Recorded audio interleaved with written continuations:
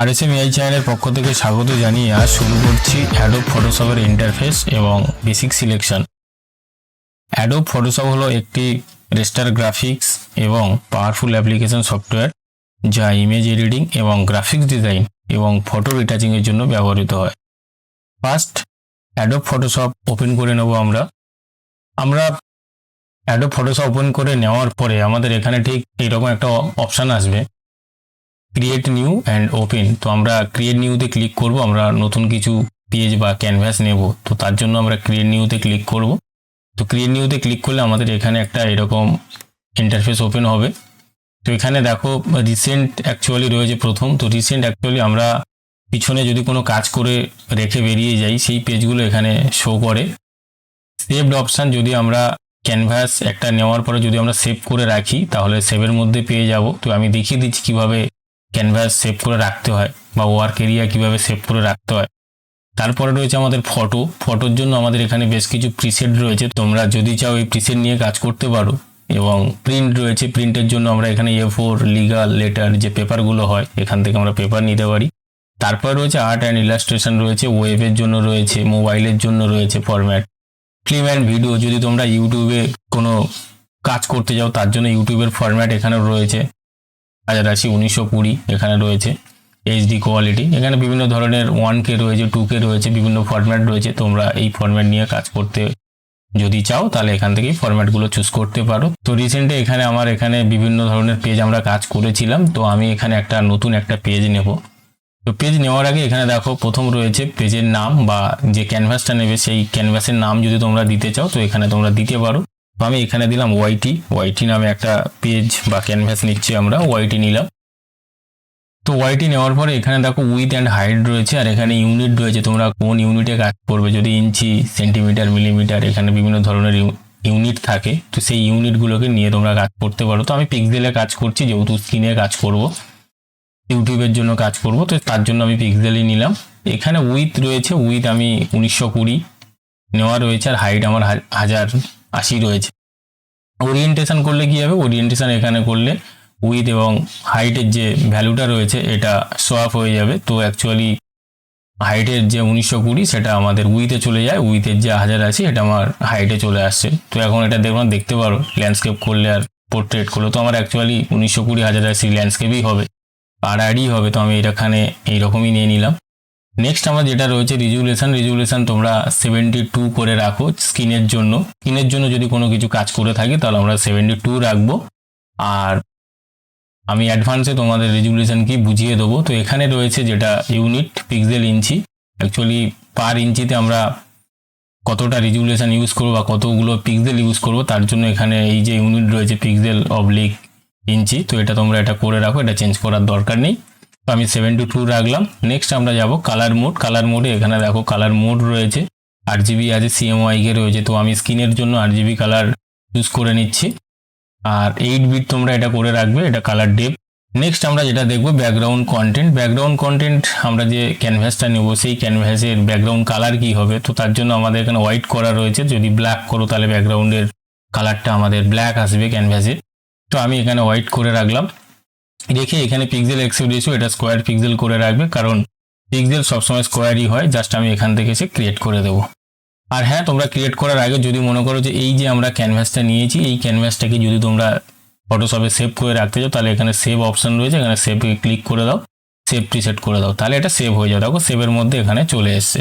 তো আমার এখানে 1080 1920 একটা ক্যানভাস নিয়েছি, সেটা সেভ করে নিয়েছি। নেওয়ার পরে যদি এখন ক্রিয়েট করো তাহলে তোমাদের সামনে এই ক্যানভাসটা ওপেন হয়ে যাবে। তো এই হলো আমাদের ওয়ার্ক এরিয়া।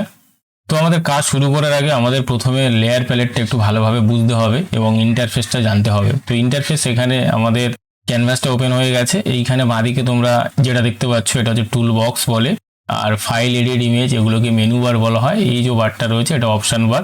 কোনো কিছু টুলস আমরা যখন সিলেকশন করব কিছু অপশান আমরা এই অপশান বারে দেখতে পাবো। এমনকি এখানে যে প্যানেলগুলো রয়েছে প্যানেলগুলো তোমাদের এখানে এরকম সাজানো থাকে। তোমাদের যদি মনে হয় আমরা আমাদের মতো করে কাস্টমাইজ করে নেবো তোমরা নিতে পারো। যদি মনে হয় যে অনেক সময় আমরা এখান থেকে এগুলোকে আমি ক্লোজ করে দিলাম, তো আমার এইগুলো আবার দরকার হবে, বা আমি এখানে যেটা রয়েছে টুল বক্সটাকে যদি আমি ক্লোজ করে দিলাম, দেওয়ার পরে যদি আবার আগের অবস্থায় তোমরা এটাকে ইন্টারফেসটা সেট করতে চাও তাহলে তোমরা উইন্ডো অপশানে আসবে, এখান থেকে ওয়ার্কপ্লেস থেকে এখান থেকে চলে আসবে রিসেট এসেনশিয়াল, এখানে জাস্ট ক্লিক করে দেবে, তোমাদের এখানে এরকমভাবে সেট হয়ে যাবে। আমি এখানে এতগুলো প্যানেল চাইছি না, আমি এটাকে জাস্ট এই অ্যারোতে ক্লিক করবো, এটা মিনিমাইজ হয়ে যাবে। তো আমি এখানে এইরকমই রাখলাম।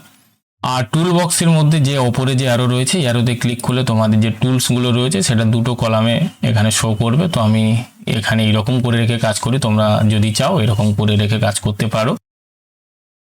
তো আমরা প্রথম দেখে নেব লেয়ার প্যালেটে এখানে যে আমরা ক্যানভাস নিয়েছি, সেই ক্যানভাসে যে হোয়াইট কালার ব্যাকগ্রাউন্ড ছিল, দেখো এখানে একটা লেয়ার আমার চলে এসেছে অলরেডি ব্যাকগ্রাউন্ড। প্রত্যেকটা কাজ ফটোশপের লেয়ার মেনটেন করে কাজ করতে হবে। যদি আমরা একটা লেয়ারের উপর কাজ করি তাহলে সেই কাজগুলোকে আমরা মুভ করতে পারবো না। আমাদের কি করতে হবে, প্রত্যেকটা কাজ সেপারেট লেয়ারে আমাদের কাজ করতে হবে। আমি তোমাদেরকে দেখিয়ে দিচ্ছি। ধরো এখানে আমার রয়েছে ব্যাকগ্রাউন্ড একটা হোয়াইট কালারের, আমি এর উপরে কিছু ড্রয়িং করতে চাই। তো আমরা এখান থেকে ব্রাশ নেব, ব্রাশ নেওয়ার পরে এখানে দেখো দুটো কালার রয়েছে, এই দুটো কালারকে বলা হয় ফোরগ্রাউন্ড, উপরের কালারটাকে, নিচের কালারটাকে বলা হয় ব্যাকগ্রাউন্ড। তো ফোরগ্রাউন্ড কালারে এখানে তোমরা ক্লিক করবে, এখানে ক্লিক করলে এরকম একটা কালারের ডায়লগ বক্স ওপেন হবে। তো আমি এখানে কালার নিলাম, রেড নিলাম, জাস্ট ওপরে এরকমভাবে পয়েন্টটা ওপরের দিকে তুলে নাও, রেড কালার হয়ে যাবে, জাস্ট ওকে করে দাও। তো এখন দেখো আমার রেড কালার ফোরগ্রাউন্ডে চলে এসেছে। তো আমি এখান থেকে ব্রাশ নিচ্ছি, এখানে দেখবে তোমরা ব্রাশ পেয়ে যাবে, ব্রাশ নিলাম। তো এখানে ব্রাশ নিলে দেখো ব্রাশের কাজও তোমাদেরকে দেখিয়ে দিয়েছি। তোমরা এখান থেকে ব্রাশটা নিলে, নেওয়ার পরে জাস্ট এখানে দেখবে ব্রাশ অনেক সময় ক্যানভাসের উপর শো করবে না, তোমরা কিবোর্ড থেকে দেখবে ক্যাপসলক যদি অন করা থাকে তাহলে শো করবে না, ক্যাপসলকটা জাস্ট অফ করে দেবে, তাহলে এখানে দেখবে ব্রাশটা শো করবে।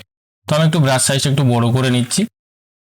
কিবোর্ড থেকে তোমরা এই ব্র্যাকেটটা ইউজ করবে, তোমরা স্ক্রিনের উপর দেখতে পাচ্ছ আমি কোন ব্র্যাকেটটা ইউজ করছি। তো আমি একটু বড় করে নিলাম। এখন যদি এখানে আমি এরকমভাবে ড্র করি, করার পরে যদি আমি এই যে রেড কালার করেছি, এই কালারটা যদি আমি মুভ করতে চাই, তাহলে এখানে যে মুভ টুল রয়েছে, মুভ টুল দিয়ে যদি এরকমভাবে মুভ করবে, তো এখানে এটা এরার দেবে, এ মুভ হবে না। তার কারণ কি, আমরা ব্যাকগ্রাউন্ড লেয়ারের সঙ্গে আমি রেড কালারটা ড্র করেছি, তো এই জন্য এটা মুভ করছে না। আমার কি করতে হবে, যদি কোনো কিছু কাজ করছে তোমরা নতুন লেয়ারের উপর কাজ করবে। তো আমি এটা কন্ট্রোল জেড করে আন্ডু করে নিলাম।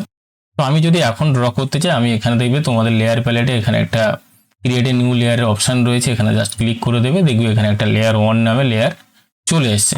লেয়ার অ্যাকচুয়ালি ট্রান্সপারেন্ট হয়। তো এই লেয়ারের ওপর আমি ব্রাশ দিয়ে ড্র করব। তো আমি এখন ব্রাশ নিলাম, নিয়ে এইভাবে ড্র করছি।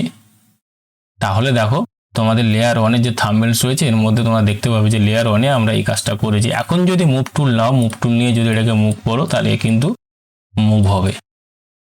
তো আমি যদি আরও একটা ব্রাশ দিয়ে ড্র করতে চাই, তাহলে আমি আরও একটা লেয়ার নিচ্ছি।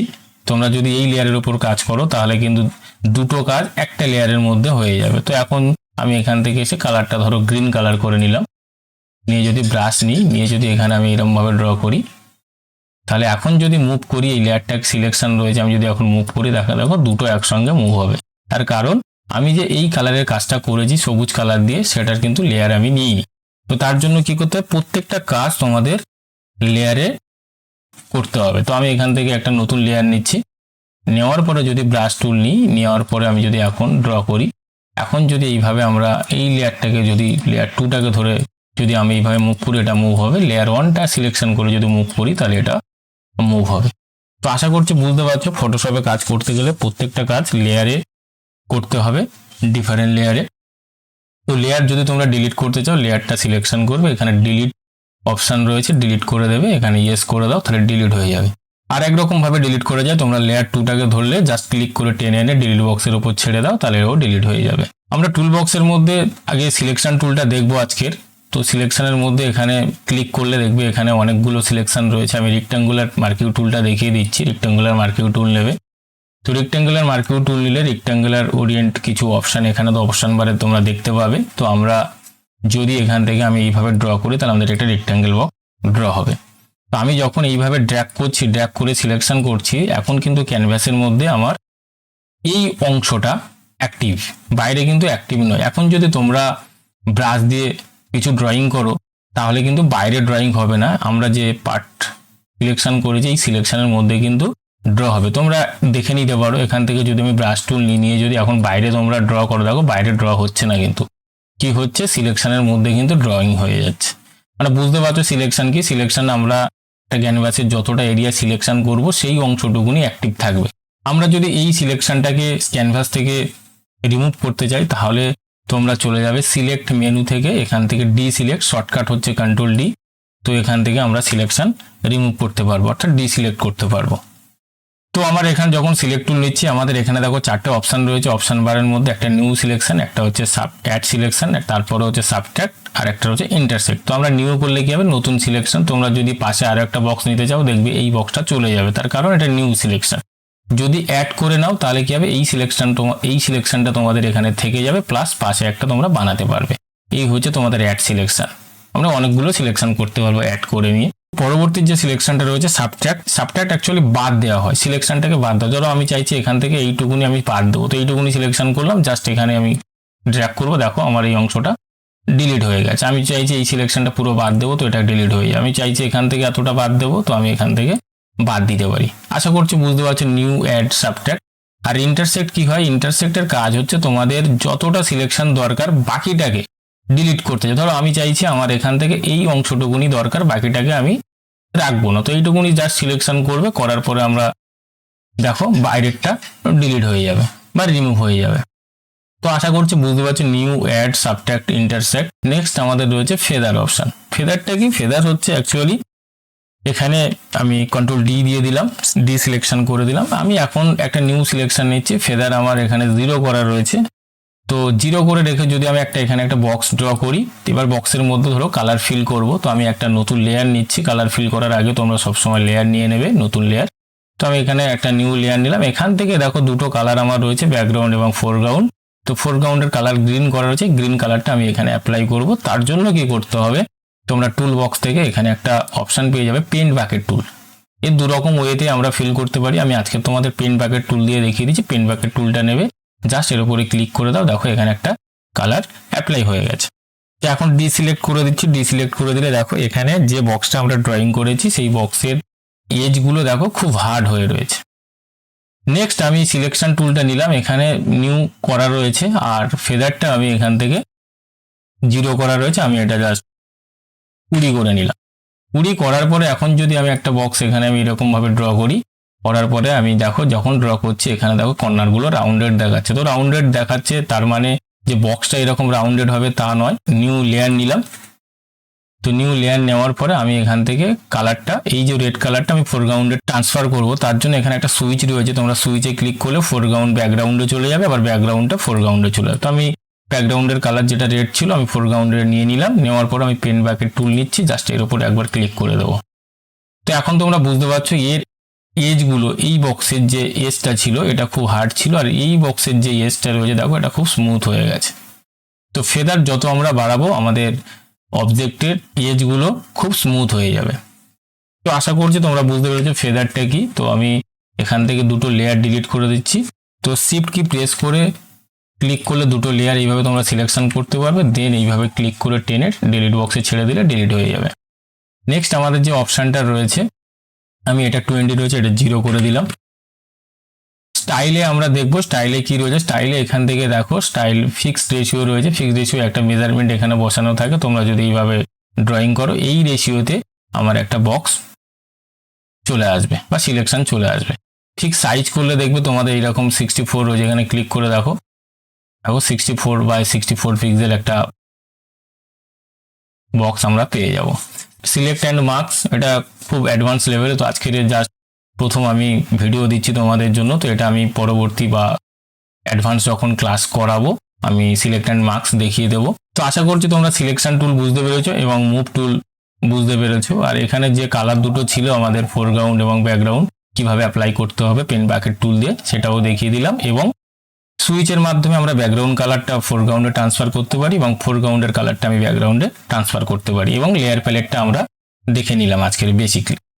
আমরা যে পেজটা নিয়েছিলাম সেই পেজের নাম এবং কত বিটের কালার নিয়েছি, কোন কালার মোড নিয়েছি সব আমরা এখানে দেখতে পাবো। এই যে আমাদের এই যে বারটা রয়েছে দেখো ওয়াইডি নামে একটা পেজ নিয়েছিলাম 66, এটা হচ্ছে তোমাদের জুম রয়েছে যে পেজের জুম ইন জুম আউট।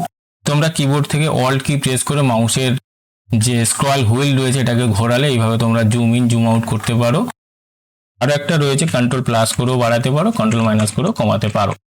এখান থেকে আমরা পেজটাকে জুম ইন জুম আউট করতে পারবো। কালার আমার মোডটা নেওয়া রয়েছে RGB এবং 8 বিট। এটা তোমরা দেখতে পারো পেজের আমরা কেমন ক্যানভাস নিয়েছি সেটা তোমরা এখানে শো করবে, এটা তোমরা দেখতে পারো। তোমরা ফটোশপে যদি কোনো ফটো আনতে চাও তাহলে ফাইলে চলে যাবে, এখান থেকে ওপেন করে নেবে। তো ওপেন করে নেওয়ার পর আমি একটা ফটো ডাউনলোড করে রেখেছি, জাস্ট এটাকে ক্লিক করো, এখানে ওপেন করে নাও, নিলে এখানে তোমাদের একটা ফটো ওপেন হয়ে যাবে।